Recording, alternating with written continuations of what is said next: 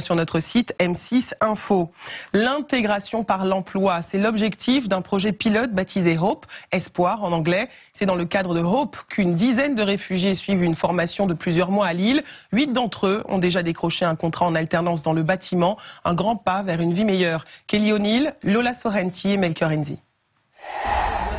Mahmoud a 19 ans. Ça c'est le niveau, mais ça il faut un peu avancer. Et déjà le coup d'œil et les gestes du professionnel.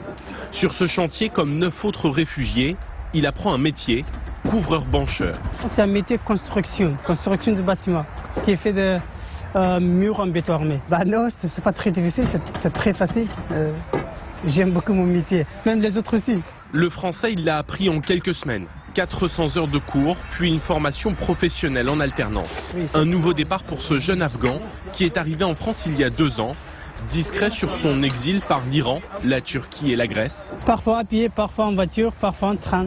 Vraiment, c'était jusqu'en grec, c'était très difficile vraiment. Il préfère parler du présent et de son métier, avec le sourire. Bah oui, bien sûr, je suis heureux tout le temps, c'est pas aujourd'hui. J'ai un contrat pour 6 mois, mais je voudrais demander un logement aussi. Et pour l'aider, vous allez bien?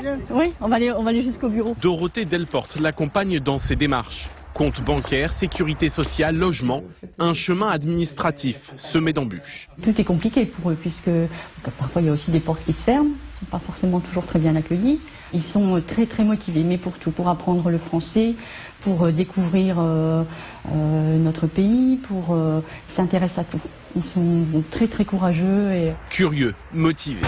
Et dans cette nouvelle vie, tout peut aller très vite. Mahmoud, comme d'autres réfugiés, a signé un contrat d'apprentissage et les entreprises l'affirment. Elles veulent à terme embaucher. Il ne s'agit pas de les former et de les remettre sur le marché. Le but, c'est vraiment de les intégrer définitivement chez nous. En 2017, 43 000 personnes ont obtenu le statut de réfugié. 1000 d'entre eux bénéficieront de ce programme. Nouvelle journée de manifestation.